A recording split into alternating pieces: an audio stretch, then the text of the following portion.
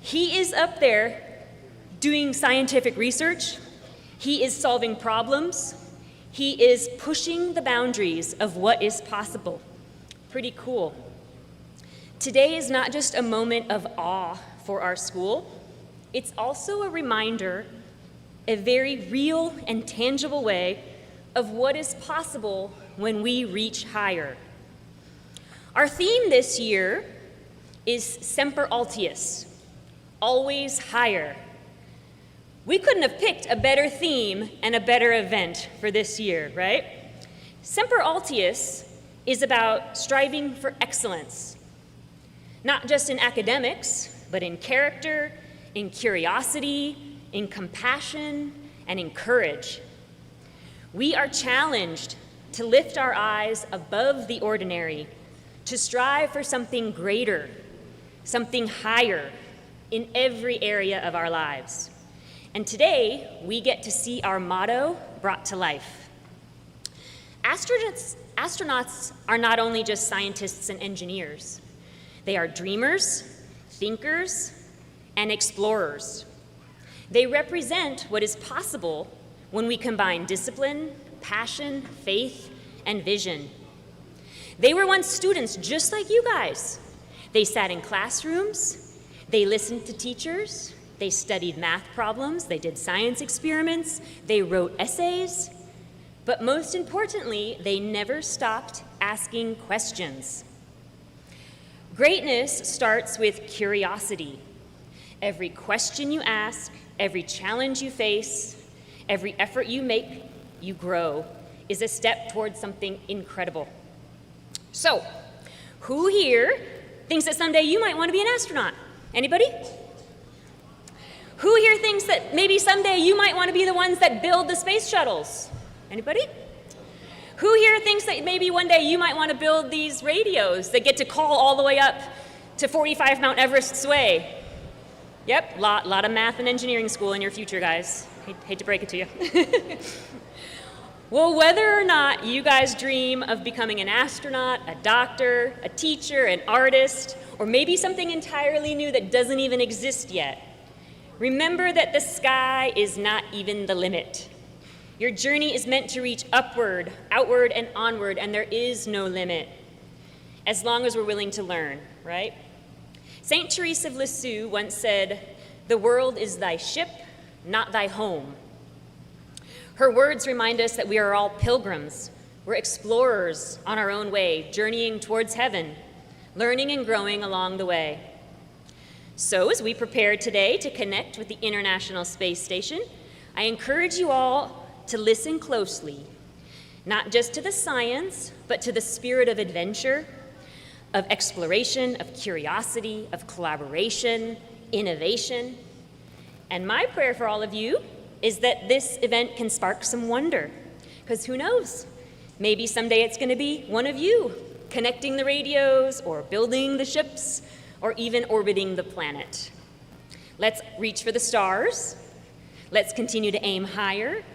Let's do everything with a Semper Altius attitude in faith, learning, and life, and everything we do. So I would now like to introduce the gentleman who made this entire event possible, who's going to tell us a little bit more about ARISS and what it is and how this entire assembly is going to work. So please join me in welcoming Dr. Joseph Baxley.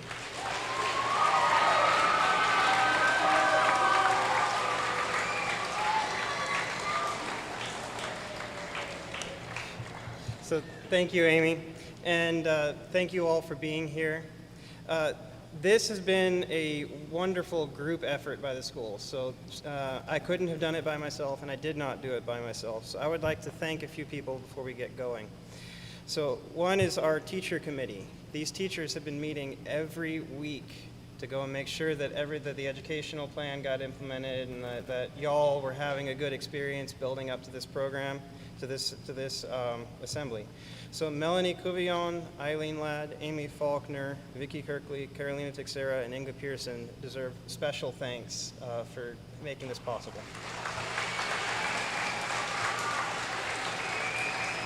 Okay.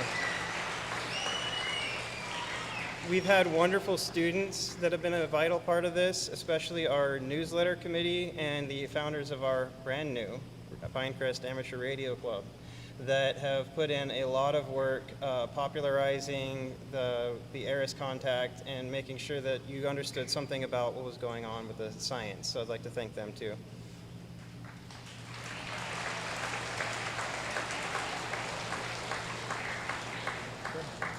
And there's so many others who helped make this moment a possibility.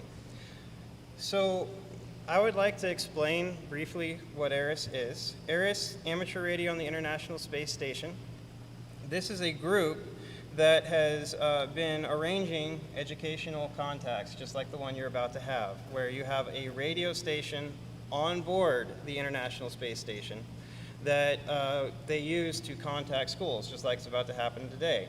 So today, the space station is going to cross over the building like this.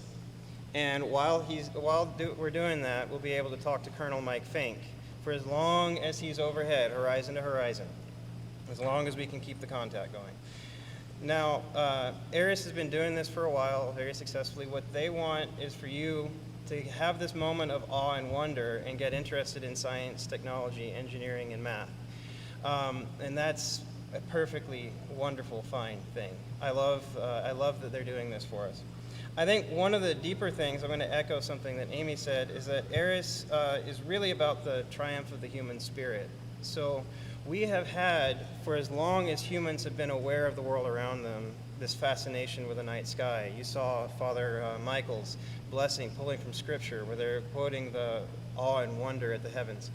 So for as long as humans have been aware, we have been looking at the night sky night after night, year after year, generation after generation. And our first science was focused on the night sky with astronomy in ancient Babylon 2,600 years ago.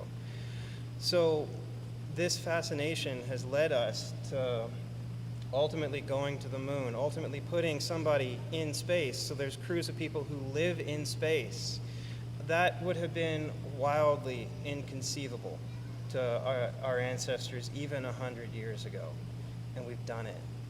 So you're going to have the ability to talk to that person who lives in space via radio, where we're actually doing something even wilder. We're using light waves to talk at the speed of light to somebody who is, as Mrs. Bowman put, 45 Mount Everests away, and it'll be instant. You might measure the lag in nanoseconds, maybe. So that is another thing that would have been absolutely unfathomable 100, 200 years ago, and we do it every day, day in, day out. So when we talk about STEM, we're really talking about wonder and awe, and we're talking about the beauty of the world our God has made for us. So when we're thinking about what you're experiencing, I want you to focus on that beauty. And if you take an interest in STEM, think about it in terms of what it means about our world and our God. With that said, I have a video that we're going to introduce soon that's from kids about your age that is going to explain to you radio. And past that, we got a few other activities before we meet our astronaut at around 11:57.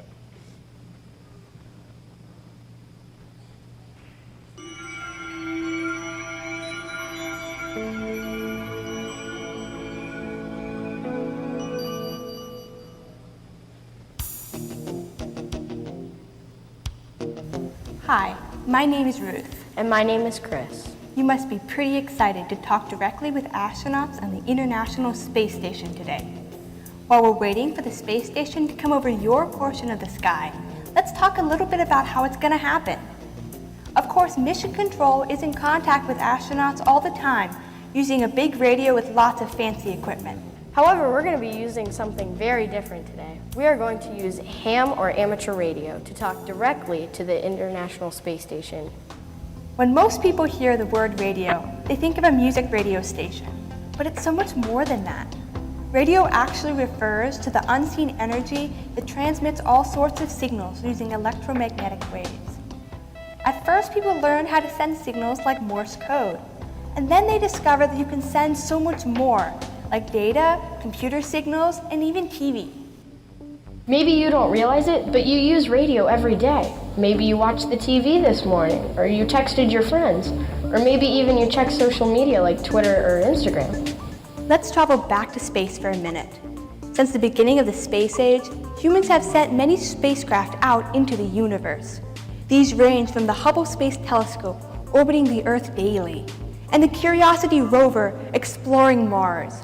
We've even sent a long-distance messenger, the Voyager 1, who has traveled outside of our solar system.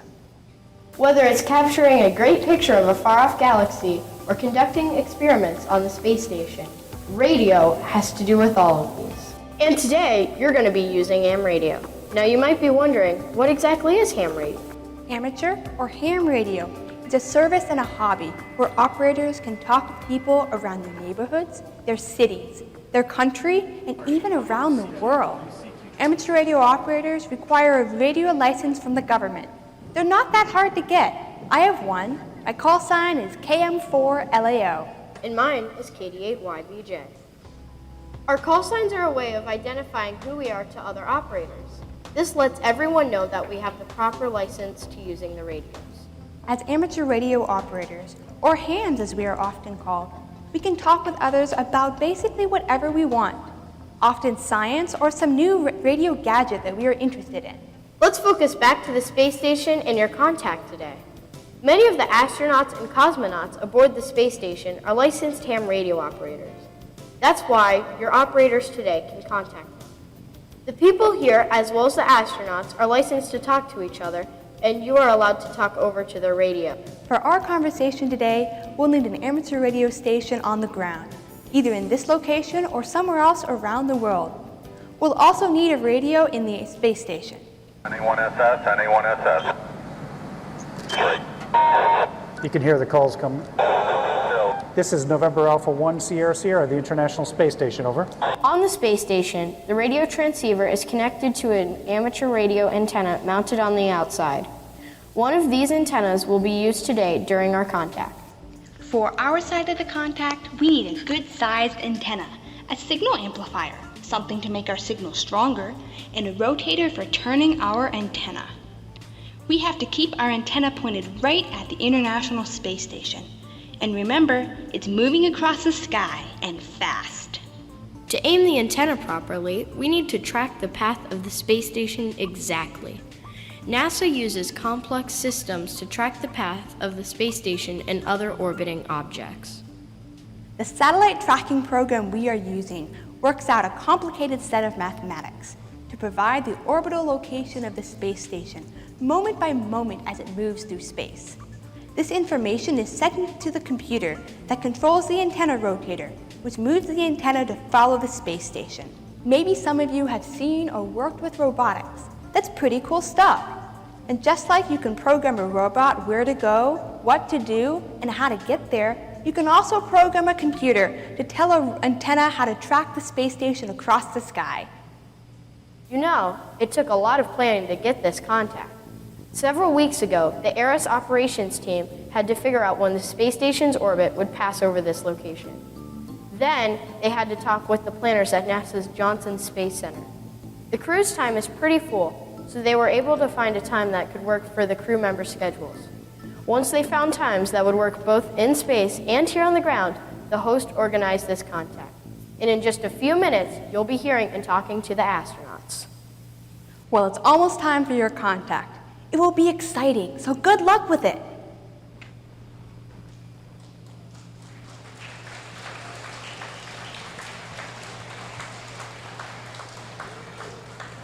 Are you all excited yet?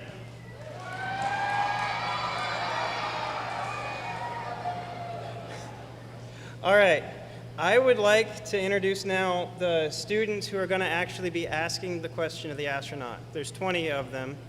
And these were selected in the lower and middle school, selected by the faculty based on their character, their interest, and their ability to represent the school. And they've been granted a great honor to be able to represent the school in this way. In the high school, we looked at all of those things, and we also did a student application where students got to ask or got to answer one question: why do you want to talk to an astronaut? A big question, right? So we looked at those who who expressed keen interest and like wonder and awe, and and had the ability to represent our school proudly. So these kids have been given a once-in-a-lifetime opportunity, and I would like to congratulate them. So I want to read their names, and then we can give them a round of applause. From the high school, Sam Ansley, Grace Jacob, Aiden LaCour, Alicia Salazar, Henry Schaefer, and Elizabeth Washburn.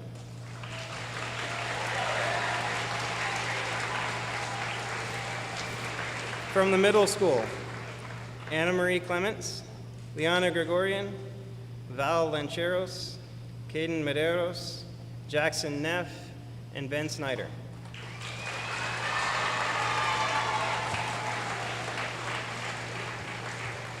And from the lower school, Ben Barton, Sienna Davis, Anthony Metz, Mariana Noguera, Elizabeth Nolan, Teresa Sloan, Aubrey Smith, and Cameron Tollett.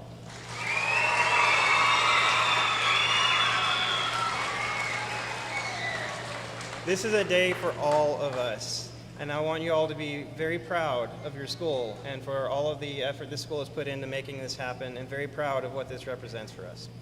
On that note, I think Mrs. McGraw has something for us now. Good morning, everyone. I believe you all have lights. Is that correct? Did they give you little finger lights? Because you are the stars in our universe. So if you want to flash those for us, we're going to play a blast-off game. At this time, Coach Adams and Mr. Lynch are grabbing a couple of our representatives to come up front. And we are about to begin training to become PA Space Cadets. If you are selected, please come see Miss Speakman here in the front, and she's going to line you up. All righty. As they're coming down, each member is going to be handed their multiple choice cards, A, B, and C, and we're going to test their knowledge of trivia and space. If you've been selected, please come to the front. Come on down, Molly. Come on down, ladies and gents. Come on down to Miss Speakman.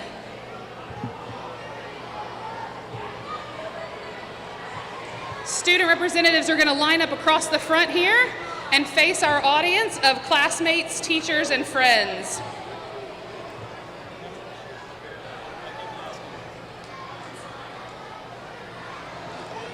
High school representatives that are joining us, if you'll grab a set of letters from Miss Speakman, that would be great as well.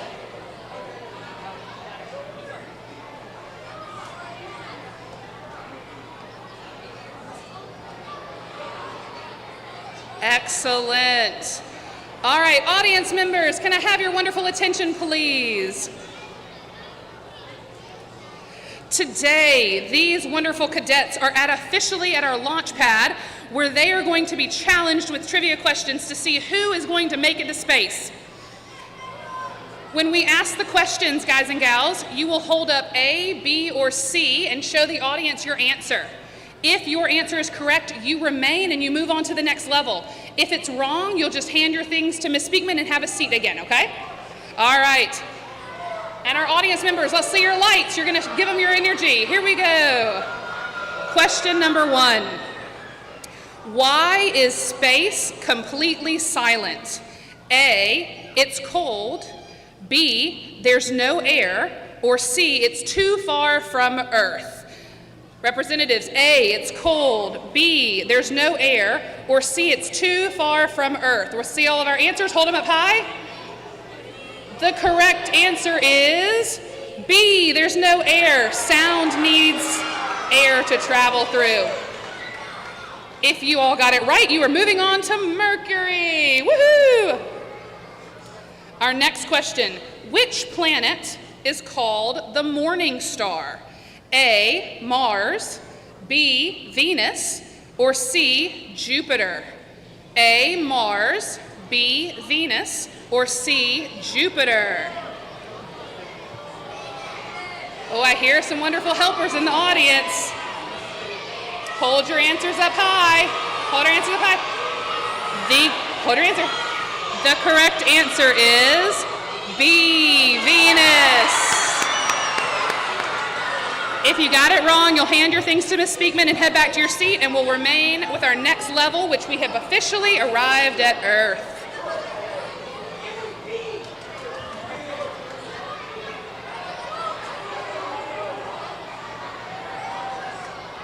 Oh, that was a big question right there. It got a lot of us. All right, audience, are you ready for the next question? Which planet is the hottest planet in the solar system? A, Mercury, B, Venus, or C, Mars? A, Mercury, B, Venus, or C, Mars?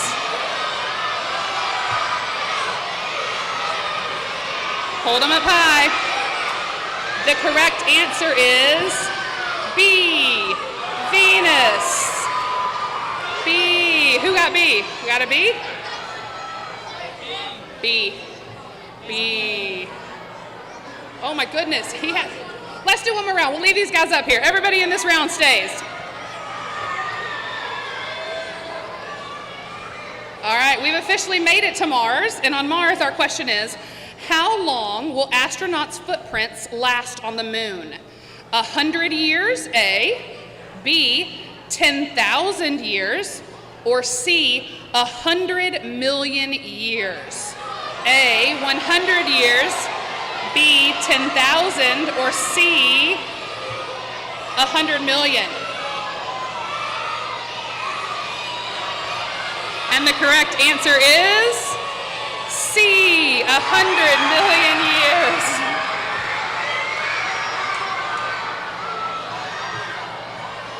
Oh, we're down to 3. So because there is no wind or rain on the moon, there's nothing to erase the footprints. They'll be there forever, basically. All right, we have officially landed on the moon. No, we're in Mars. We're in the moon. Woo! All righty, your next question. Who was the first person to walk on the moon? A, Buzz Lightyear, B, Neil Armstrong, or C, Buzz Aldrin? A, Buzz Lightyear, B, Neil Armstrong, or C? The correct answer, B, B.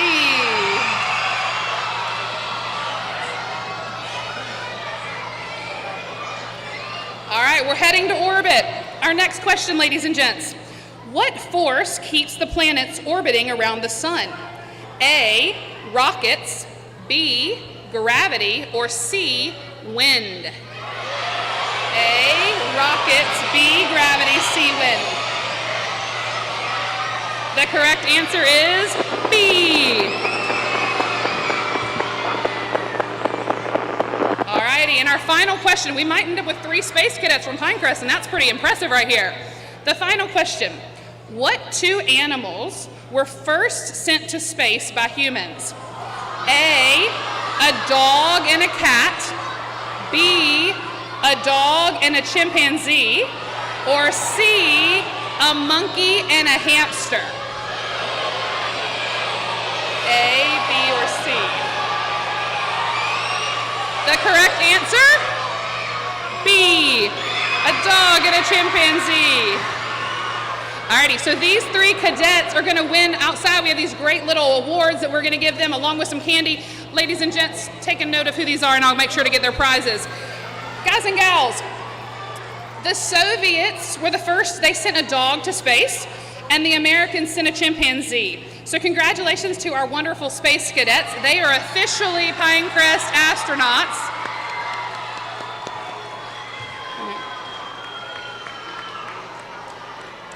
And one more time with our finger lights, because you all are stars. Let's see them loud and proud. Woo! We love it. And you're going to welcome our astronaut back down to the front. Mr. Astronaut, join us. Give him a round of applause, ladies and gents. 4 minutes off for you, okay? 4 minutes was fine. That means we can watch the video all the way before some of the kids are. Perfect. We might have to add. All right, thank you, Mr. Astronaut. Thank you all for playing the game, and on we go.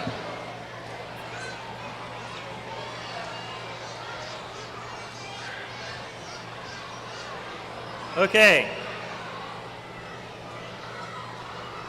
and a hush falls over the crowd. That works for Emily, right, Mrs. Roman?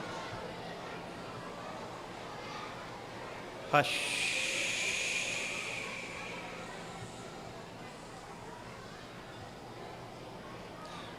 All right, guys. So we should be really excited right now. But for the next little bit, I need us to calm down just a little bit, because we're getting very, very close to meeting our astronaut. Just less than 10 minutes away, right? Okay, so we have a little video here. So some of us have now gone to space. We have a little video here of the astronaut that you're going to be talking to, Colonel Mike Fink. And I want you to take this opportunity to get to meet him and put a face to the name, because you're going to be hearing him in less than 10 minutes, okay?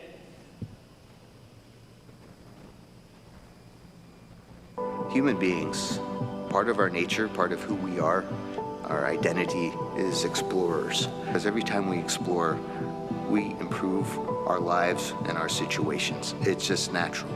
My name is Mike Fink, and I'm the pilot for NASA's SpaceX Crew 11 mission to the International Space Station. I grew up in Pittsburgh, Pennsylvania, home of the mighty Steelers, and it was a great time to grow up, lots of great educational opportunities, a time that was tough economically, but a place where we knew that dreams could come true. When I was like 2 and 3 years old, my parents would wake me up from whatever nap I was taking to watch moon landings. We did many moon landings back in the late 60s and early 70s, and that made a big impression on me. So I knew that back then, even when I was like 3, that I wanted to be an astronaut. I wanted to go walk on the moon. I wanted to go explore space. So I learned to read so I could read more about space, and the more I read, the more excited I became. When I was in high school, I didn't know what engineering was. I knew what math and science were, physics. I was kind of good at that. Math. I took a leap of faith and went to an engineering program at the Massachusetts Institute of Technology, MIT, thankfully paid for by an Air Force ROTC scholarship, and then hustling with side gigs on the weekends. And I got to study airplanes and rockets, 2 of my favorite things. So I was able to graduate from MIT with 2 degrees, and then the summer after graduation, I had a really wonderful opportunity to study in Soviet Union. Fortunately, I'd studied Russian language, so I knew enough Russian to go with some colleagues, and we spent the summer at Moscow Aviation Institute studying cosmonautics. And then I spent the next year at Stanford University getting a master's in aeronautics and astronautics. I love the space station. I helped build it. I helped the first modules get ready here on planet Earth, and have had the joy of living aboard the space station for 2 long-duration missions so far. We've learned from the International Space Station that space is a great place to really understand more about the universe. When we are aboard the International Space Station, we're still gravitationally connected to planet Earth, but we're free-falling, so like we're in microgravity. So you take that big G out of the equation, and then you can find out what's really going on physically. We're also outside the atmosphere, so we can look to the universe beyond us without atmospheric interference. When I'm on a spacewalk, I can look out to the whole universe, and I can see how small our planet is and how big and wonderful the rest of the universe is. And it's calling to us. We need to explore and go see the whole universe that's out there. Space exploration is something that really speaks to me as a person, right? We all kind of have our passions. And for me, since I was like 2 or 3 years old, I wanted to go to space, explore space, and I've had a chance to do that. Half my life I've been an astronaut. I've really, really enjoyed exploring space.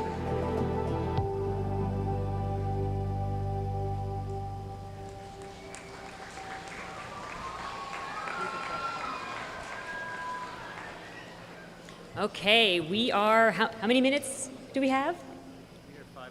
We are 5 minutes away, so we're going to have our questioners start to come up. Now, when we get to our part with our countdown, we're going to ask that the audience stay super, super quiet so that we could hear Colonel Fink's response. Okay, remember, he's really, really far away, so we want him to be able to hear the question very clearly, and we want to be able to hear his response pretty clearly. It's going to sound a little bit different than it does when you're talking on a normal cell phone, okay? So if you're super quiet, then you'll be able to hear the response, okay? So we're going to ask the questioners to come on up and start lining up so they can get in position. We'll start our official countdown here in just a couple of minutes. Pretty impressive, right? What is that? Was that MIT double degree followed by Stanford? Another degree? A lot of math and science, guys. A lot of math and science. Okay, we got 11:54. Our point of contact is 11:57, so we are 3 minutes. Do you want to bring the first couple kids?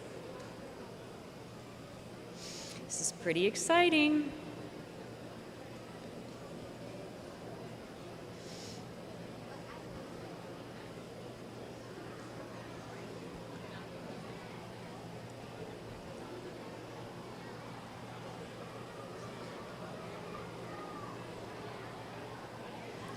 $11:55, 2 more minutes.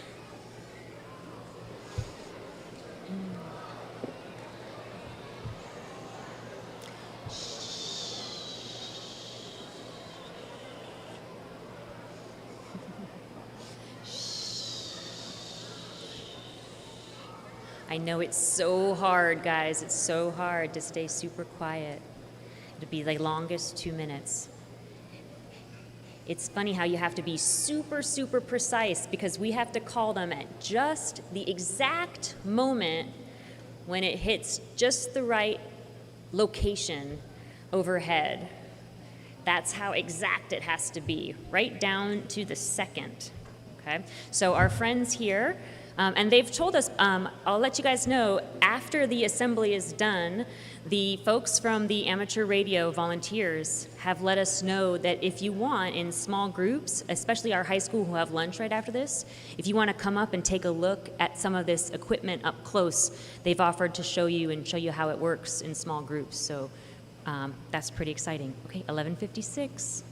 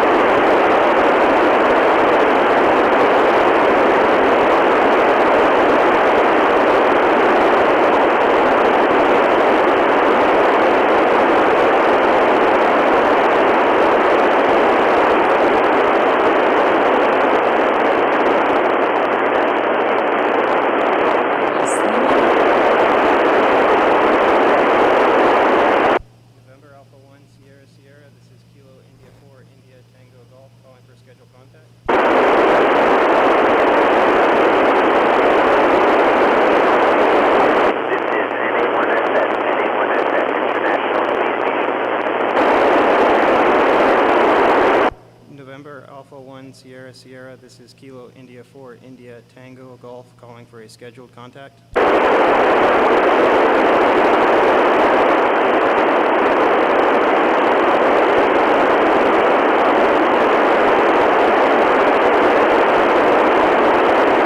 November Alpha 1 Sierra Sierra, this is Kilo India 4 India Tango Golf calling for a scheduled contact.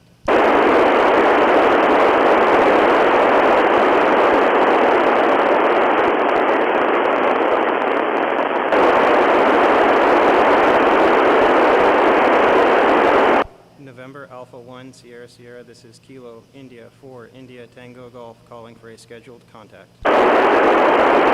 Kilo India 4 India Tango Golf, this is NA1SS International Space Station. I hear you 4x4 and getting better.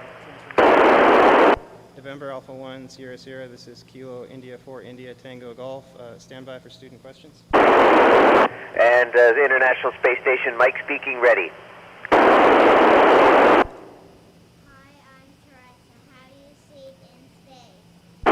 Hi, Teresa. In space, we don't really feel that there's an up or down, so I actually have a very, very tiny room, but I sleep standing up because I can't lie down in it, and I sleep in a sleeping bag, and it's great. Over. Hi, I'm Liana, and is your food rationed, or can you eat as much as you want? Hi, Liana. The answer is both. They give us a certain amount of food, but it's so much that we can eat as much as we want. Over. Hi, Mr. Fink. This is Henry. I once was told that we could be on Mars around 2035. Is that still a reasonable time frame? Over. Hey, Henry, it could be you on Mars someday. You never know. Or some of your classmates.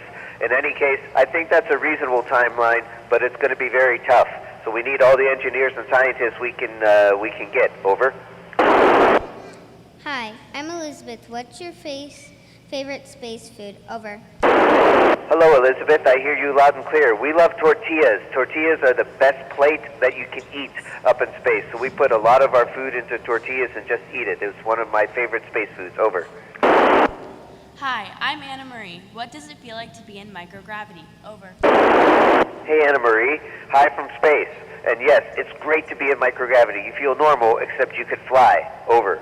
Hi, I'm Elizabeth. What happens if you get sick in space? Over. Hey, Elizabeth, we try not to get sick in space, so we get a lot of medical tests before we fly, and when we're up here, we all have medical training. We're not doctors, but we can help each other, and then we can always call for help to our doctor friends on the ground. Over. Hi, I'm Ben. How long does it take to get to the International Space Station? Over. Hey, Ben, great question. It all depends on when we launch.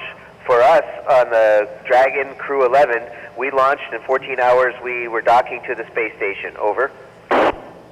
Hi, I'm Val.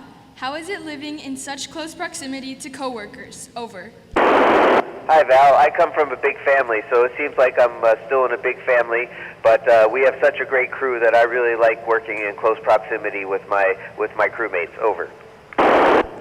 Hi, I'm Alicia. What systems of your body are most affected by the lack of gravity, and how do you mitigate the effects of exposure to microgravity? Over. Hello, Alicia.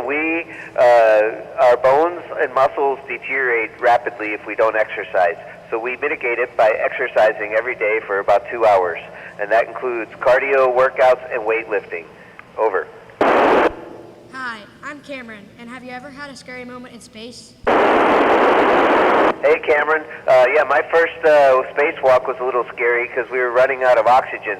So we came back inside pretty quickly. But I wasn't really scared. I was just glad to be out on a spacewalk. Over. Hi, I'm Ben. How do you perceive time in space? Over.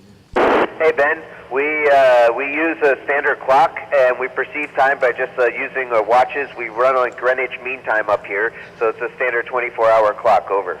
Hi, I'm Grace. How has living in space changed your perspective on Earth? Over. Hey, Grace.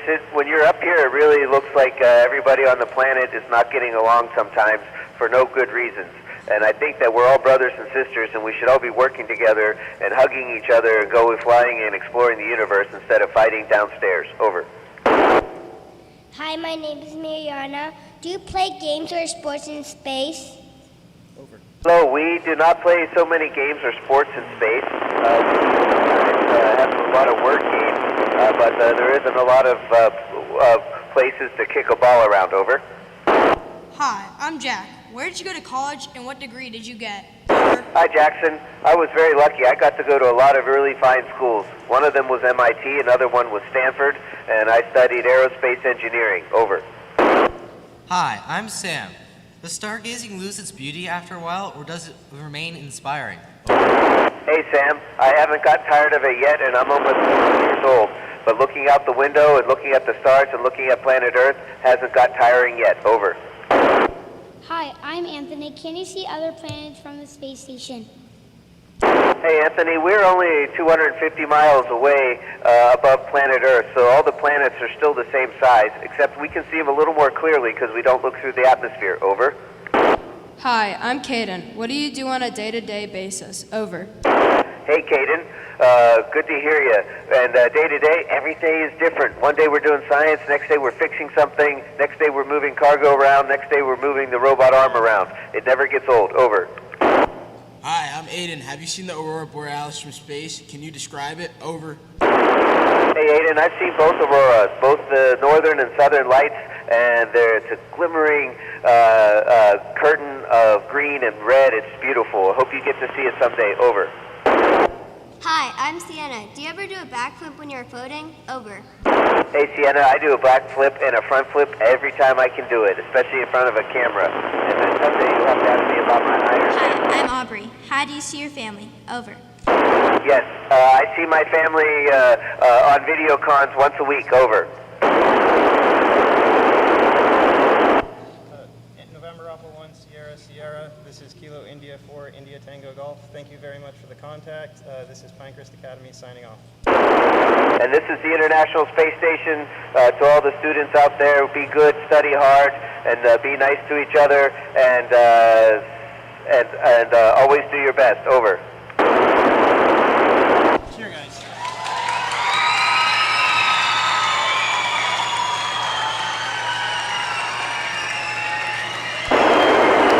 Semper Altius.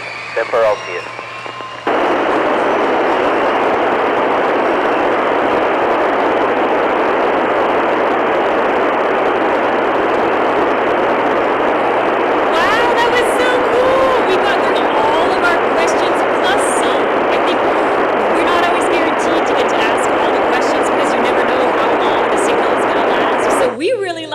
Because we got to ask all of the questions, I think even plus some of our extras. So, and we got to hear nice and clearly. So, I mean, that was pretty special. Thank you again, Dr. Baxley. Thank you to our teachers who helped our question askers prepare, and thank you to our question askers for speaking so clearly and for coming up and asking the questions.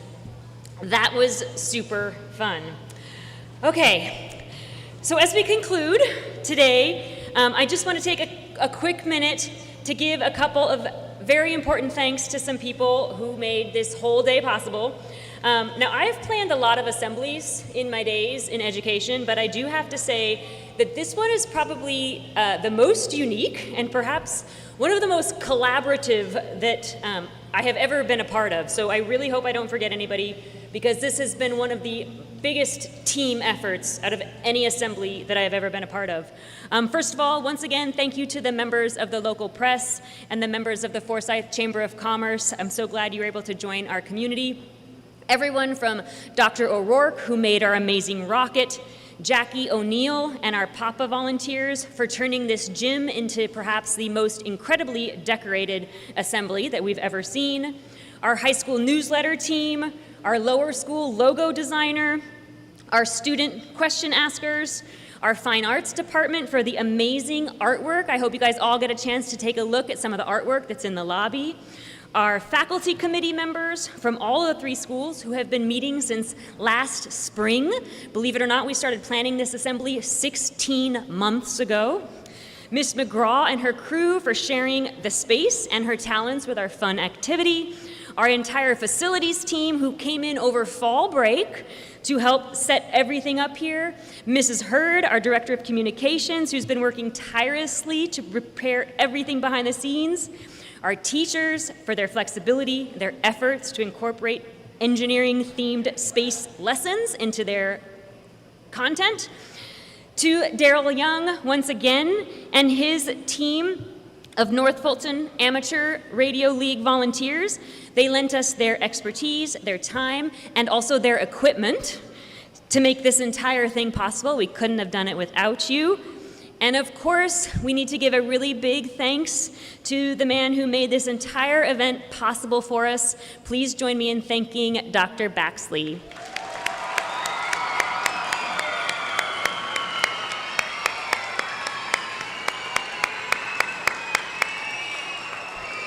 Okay, I hope I didn't forget anybody. This was a really big one. This concludes our assembly. As I mentioned, the team here is open to showing some of the equipment, if any, in small groups, if any students would like to stay behind. At this time, some practical things. Our pre-K through 8 students are going to be dismissed back to their classroom.